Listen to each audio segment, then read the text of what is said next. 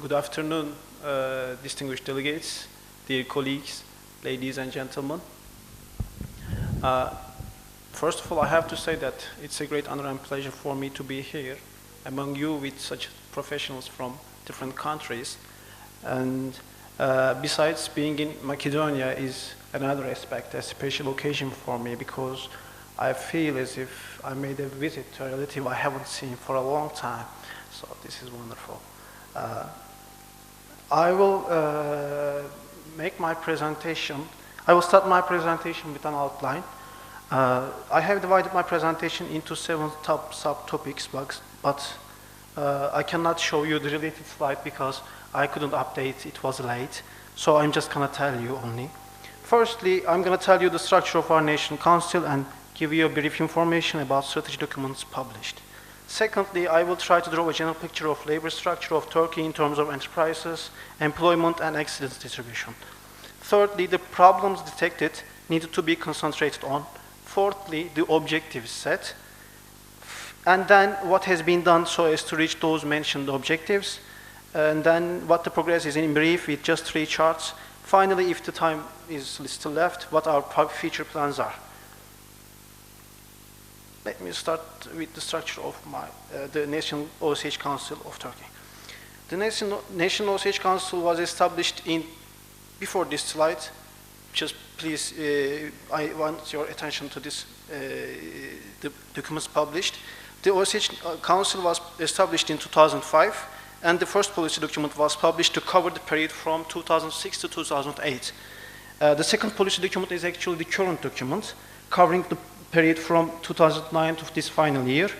2 strategy workshops were organized, by the way, in 2011 with the participation of academicians and professionals from different fields of expertise, so as an inspiration for future strategies. Nowadays, we are working on the preparation of the third OSH document, which will cover upcoming 4 or 5 years.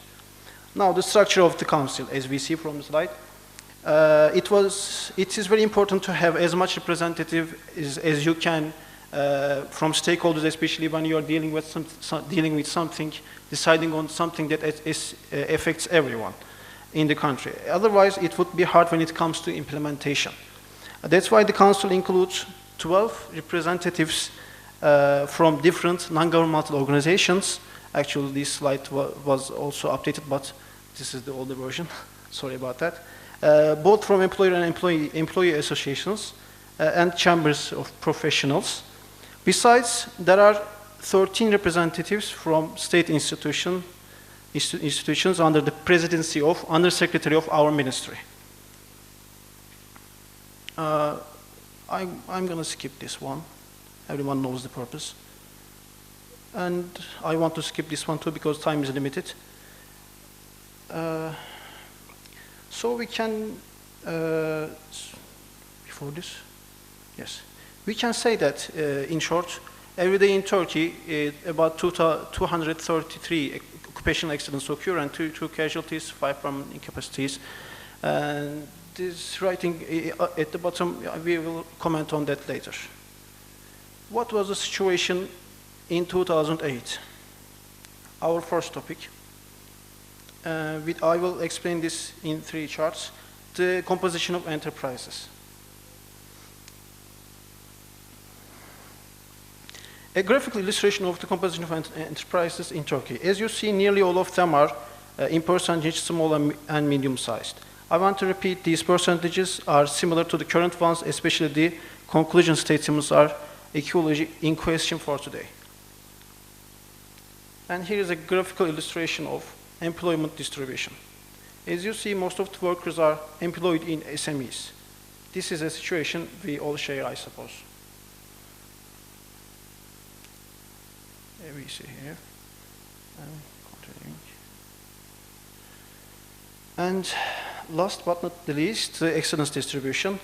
Needless to say, majority of accidents occurred in small and medium-sized enterprises, but by the way, 20% of them occurred in large ones. This is a number not to be underestimated. So, and now we have 4 most sectors with the highest rates of accidents. metal industry and mine and construction industry with these numbers of percentages. I'm going to skip these two. And let me continue with third subtopic. Our third subtopic is what are the problems? What were the problems actually in 2008? These are actually similar with the current ones. Firstly, the rate of occupational accidents in a small and medium-sized enterprise was still very high. Secondly, lack of expertise and knowledge in OSH was in question. That's why all stakeholders, especially NGOs, needed to focus on publications and trainings, workshops which would facilitate the implementation. Thirdly, especially in sectors with high risks, such as construction, mining, shipbuilding, etc., good implementation models could not be extended to whole particular sectors so that by means of experience sharing. Fourthly, this was a problem, and subcontracting is a problem we share, I guess, and we've been dealing with. It has been spreading in our country and as in EU member countries, I guess. And another problem was lack of participation of workers in OSH-related activities and to get used to the new approach brought up with new legislations. And finally, the delay in publishing the stats of OSH was, and I'll admit, is still a problem. What were the political objectives? Now we are at the other subtopic. Let me take out my notes. I'm not a native speaker, so begging your pardon. Fourth subtopic, the objective set. Firstly, we had to publish the OSH law, which had been studied for years. And it should have been harmonized with EU norms and should have been parallel to 8001 ISO standards. Secondly, we had to cover all employees with main and sub-arrangements of legislations. Thirdly, we had to cover all workplaces. Lastly, we needed everyone to promote occupational safety and health. That's why we had to bring up a term, OSH unit. This is important. I'm going to refer to this term later. But this is an enterprise under our inspection and control that can be established by either private sector and individuals and also state institutions. Going on with the objectives, practically the Council decided on these shown objectives to enforce the law and to complete the sub-regulations, to introduce and inform all related bodies and stakeholders so that we could increase the awareness of new legislative approach and spread it right down bottom to everyone. Thirdly, to reach a 20% reduction in accident rate. I have to make a correction here, not incident, but accident. There's a definition difference, I guess. Fourthly, to reach a 500 increase in detection of the occupational diseases. This is our vulnerability, and this is some idealistic one, I guess. We will comment on later this about occupational disease detection issue. 5, to reach a 20% increase in number of employees provided with OSH laboratory services, to reach 20% increase in the number of OSH projects, and all kinds of promotion activities. Lastly, to make annual assessments. And we are continuing with the fifth subtopic. What have we done? First, finally, we accomplished in passing the law through the parliament. It was a challenging process. We had been studying the law for years, but we finally managed to pass the parliament. Was it harmonized with the EU norms? Yes. Was it parallel to the ISO 18001 standard? Yes. Did we cover all employees? Yes. Did we cover all workplaces? No. We couldn't cover all workplaces because when it comes to, when the police force and the military is in question, you cannot enforce them to cover all workplaces. In question, you cannot enforce them to say, for example, don't produce a bomb, it's against your safety. So it's, as you may guess, it's there may have some exemptions. There are some exemptions. Okay. How many minutes?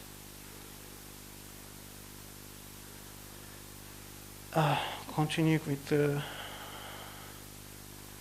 these much numbers. I'm skipping this because, Mr. Chairman, how many minutes do I have? 5 minutes. Okay. Thank you. Do you know Turkish?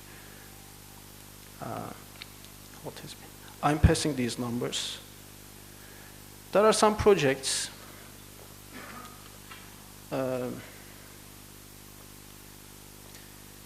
OSH-LabTech was a project on establishment of laboratories to improve the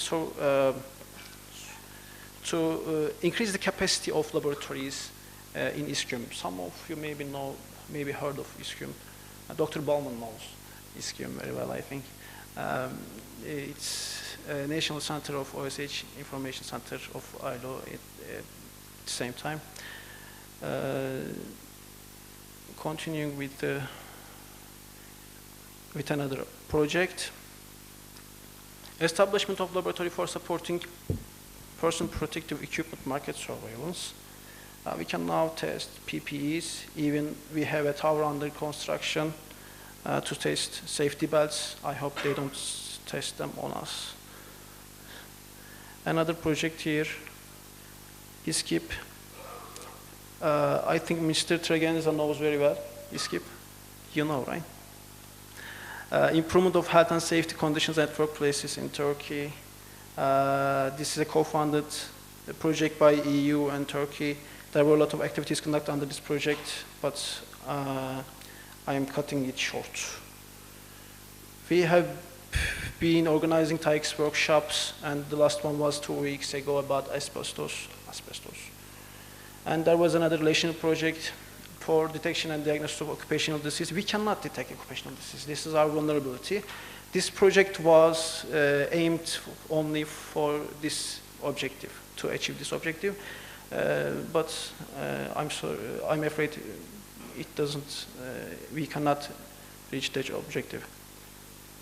Because the latest numbers show that we just still can only detect 700 diseases, for example.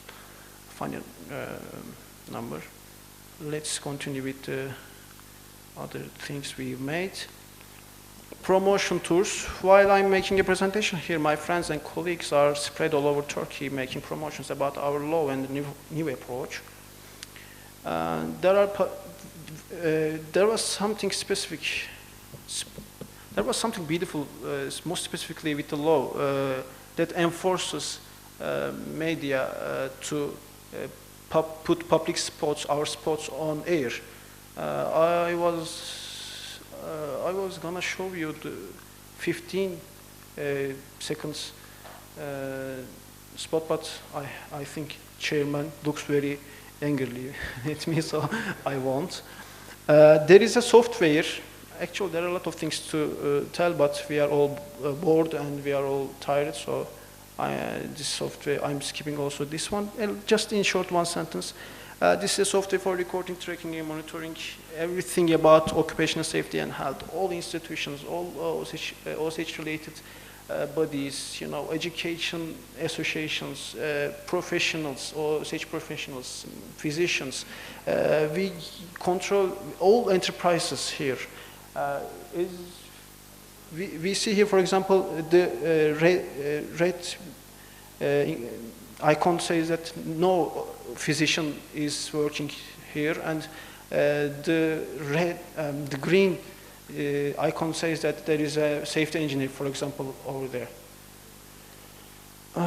There was a World Congress in 2011 in Istanbul, and I had a lot of things to say about it, but we don't have time left. I'm skipping.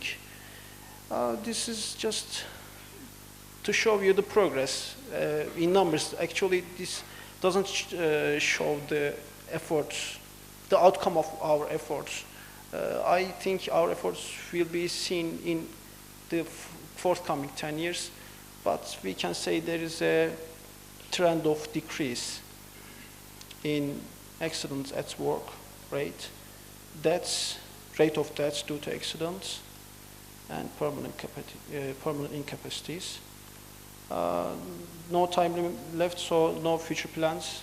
And I want to thank you very much for your patience.